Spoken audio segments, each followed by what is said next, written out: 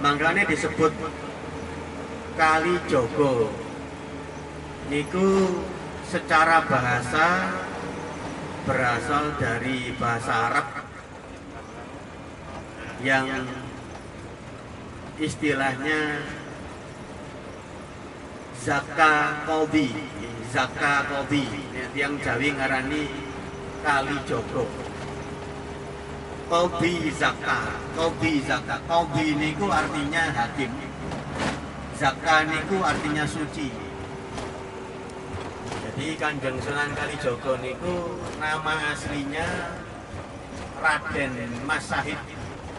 Raden Mas Sahid.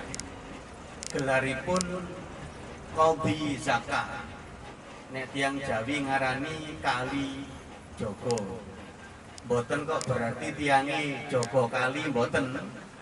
Kok begitu asore seorang wali Jogo Kali, kok begitu asore.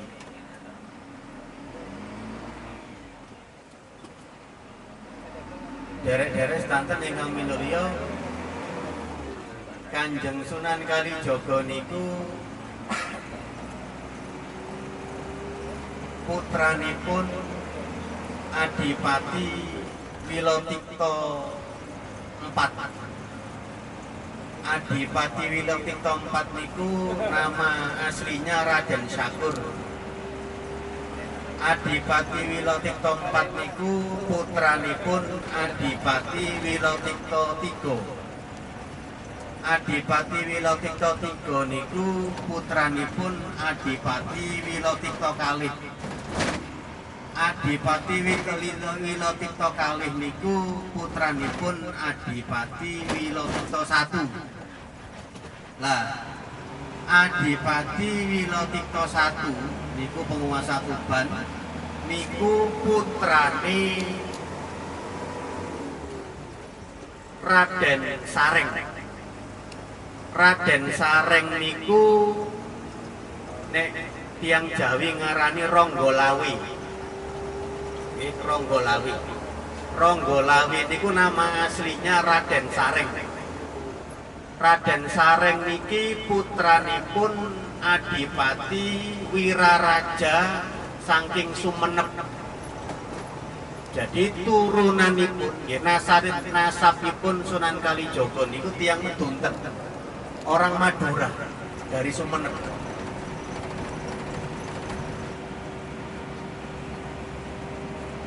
Raden Sareng niku atau Ronggolawi niku salah satu orang yang berjasa mendirikan kerajaan Majapahit bersama Raden Wijaya, bersama Raden Nambi, bersama Raden Mahapati dan sebagainya.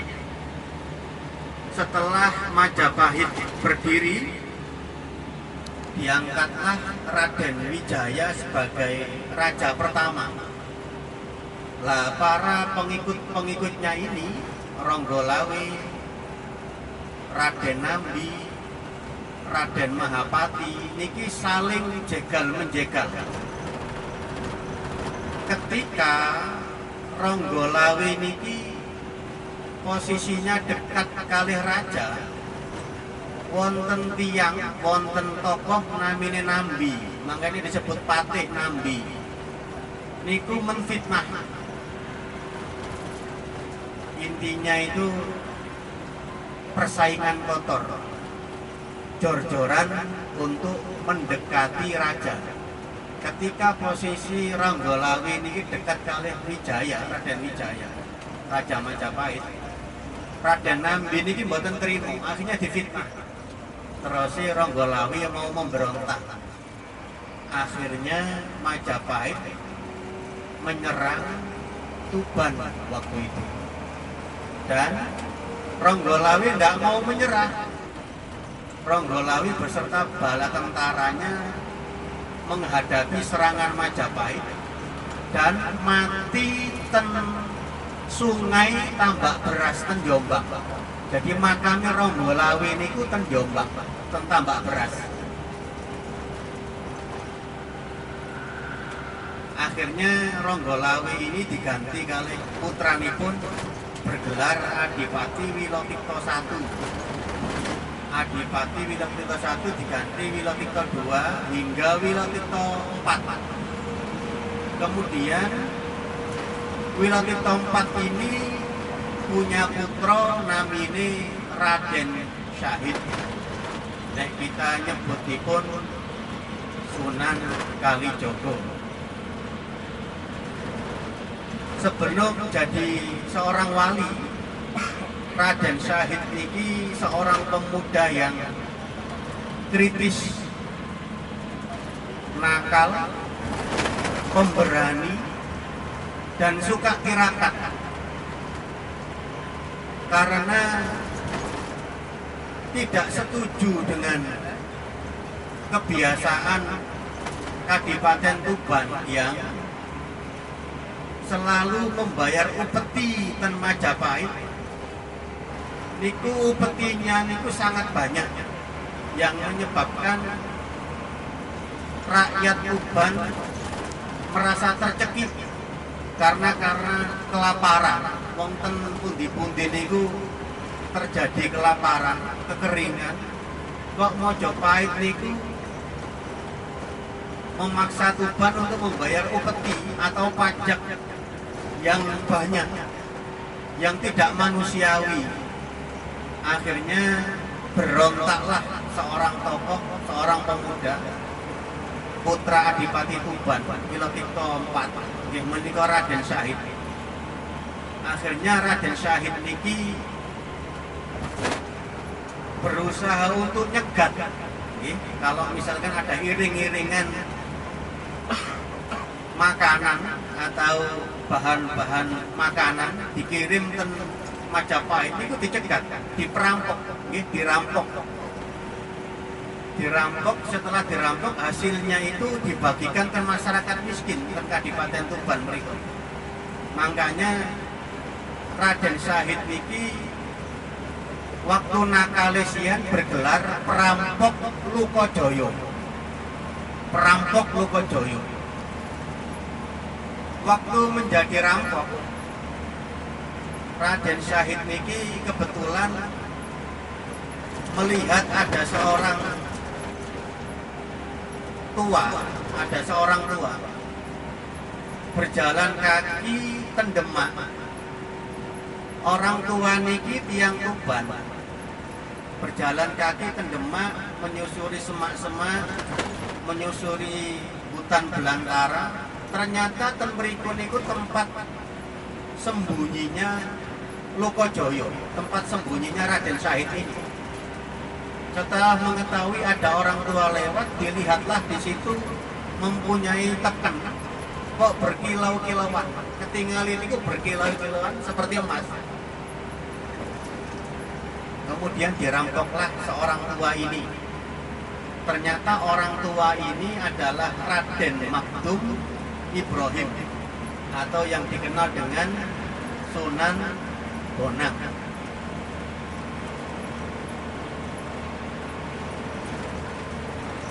Al-akhir, pada akhirnya karena yang dirampok niku seorang wali, maka menjadikan Raden Syahid ini taubat. Lah, taubatnya Raden Syahid ini kemudian menandai berdirinya kata atau munculnya kata Tuban. Niku berasal dari kata taba ya tubu, tauban, Tuban. Niku bahasa Arab. Tuban niku bahasa Arab, artinya kembali atau taubat. Taubati seorang berandal Lukojoyo bernama Raden Syahid. Dan pada akhirnya taubatnya Raden Syahid ini menjadikan dia sebagai seorang waliullah bergelar Sunan Kalijogo. Kula sering matur bedanya Sunan kalih wali niku napa? Sunan kalih wali niku beda. Nek menawi wali niku kekasih Allah yang rahasia. Kekasih Allah tetapi rahasia. Yang mengetahui niku cuma Allah dan sesama wali. La ta'riful wali illal wali. Tidak ada yang mengetahui seseorang itu menjadi wali kecuali sesama wali. Jadi kita tidak bisa menjustis wonten tiang saged sulapan, wonten tiang saged milang, wonten tiang sakti, wonten tiang saged ngelek lumpang, wonten tiang saged geraji angin. Oh itu wali, belum tentu. Karena yang mengetahui seseorang itu wali adalah sesama wali. Nek menawi sunan itu bahasa Arab, artinya penguasa. Seorang wali itu belum tentu sunan, dan seorang sunan itu belum tentu wali. Jenengan nanti kepireng Sunan Lawu. Sunan Lawu itu seorang penguasa Lawu, Gunung Lawu, tapi dia itu bukan wali. Jenengan lah kepireng Mbah Kiai Khalil Bangkalan. Niku seorang wali tapi dia bukan sunan. Tetapi Kanjeng Sunan Kalijaga niki nggih seorang wali, nggih seorang sunan. Jadi beliau ini ngerangkep dua jabatan, two degree, ya, dua gelar. Nggih seorang wali, nggih seorang sunan. Kados Sunan Ngampel niku nggih seorang wali, nggih seorang sunan. Jenengan kagungan gubernur Jawa Timur namine Bu Khofifah Indar Parawangsa. Niku seorang sunan karena dia seorang penguasa Jawa Timur, tapi dia belum tentu seorang wali. Mbah Kiai Hamid Pasuruan niku seorang wali, tapi dia bukan sunan. Paham ya? Jadi mau pilih jenengan kita ngerti tiang seputar bab niki jenengan saged nerangaken. Lah, lebih afdol mana seorang wali kali seorang sunan? Otomatis lebih afdol seorang wali. Karena wali niku kekasihnya Allah. Kalau sunan belum tentu. Sunan niku penguasa. Seorang penguasa.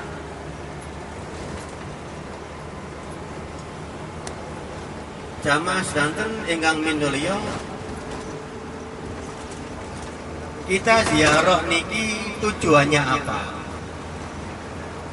Kok kathah tiyang sing lancang wani ngomong jarene ziarah niku syirik atau musyrik.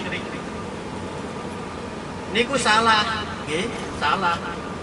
Niku tiyang sing mboten nate ngaji atau tiyang sing ngajine ora tutuk.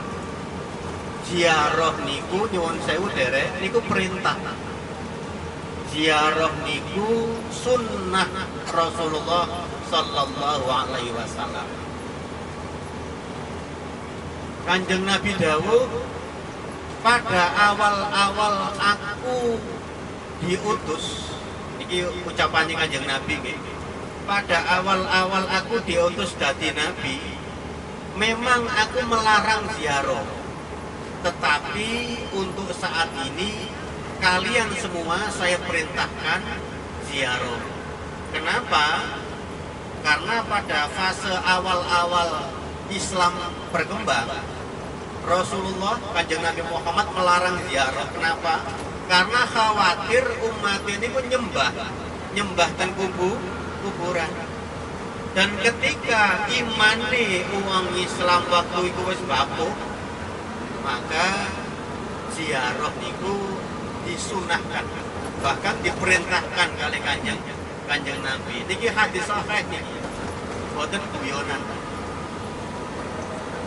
Kita niati ziarah niki kita melaksanakan sunnah Rasulullah sallallahu alaihi wasallam. Itu yang pertama.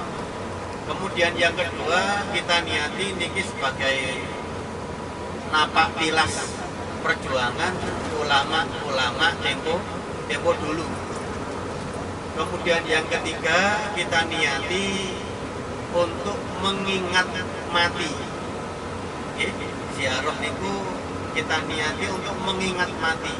Lawong sing seorang wali mawon pecah atau mati, apa maneh sing awak-awakan niki. Kemudian yang keempat, kita niati ngalap barokah. Yang keempat, kita niati ngalap barokah.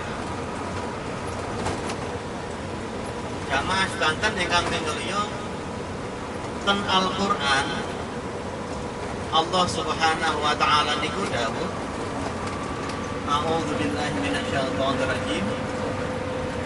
Ya ayyuhalladzina amanu taqullaha wabtaghu ilaihil wasilata wajahidu fi sabilihi la'allakum tuflihun. Niki ayat nggih, boten kenging ditawar niki ayat. Yang mengharamkan ziarah berarti gak ngerti ayat ini, berarti gak paham ayat ini. Niki ayat perintah kita untuk ziarah. Ya ayyuhalladzina amanu taqullaha. Wong sing ngaku iman, ittaqullaha. Takwa sira marang Gusti Allah. Takwa sira kabeh marang Gusti Allah. Wabtaghu ilaihil wasilata, dan carilah oleh kalian suatu wasilah. Suatu wasilah. Kita ziarah niki niatnya kita wasilah. Kita pados perantara supados kita niki semakin dekat dengan Allah. Supados hajat dan doa kita dikabuli oleh Allah. Kita pados wasilah atau perantara. Wabtaghu ilaihil wasilata wajahidu fi sabilihi, dan berjuanglah kalian di jalan Allah. Termasuknya teniki pondok pesantren Darul Hikmah ngadaaken ziarah, ngadaaken sholawat narian, ngadaaken sholat tasbih, ngadaaken sholat gerhana, ngadaaken ngaji tafsir, ngadaaken ngaji fikih, ngadaaken ngaji hikmah dan sebagainya. Itu bagian dari wajahidu fi sabilihi. Berjuanglah kalian di jalan Allah. La'allakum tuflihun, supaya kalian semua beruntung. Wong iku nek kepingin bejo uripe sing akeh wasilah. Nggih termasuk ngeten iki, termasuk kita ziarah. Termasuk kita ngaji, itu wajah itu fisabilillah. Termasuk kita bersolawat nariyah dan sebagainya. Itu bagian dari fisabilillah.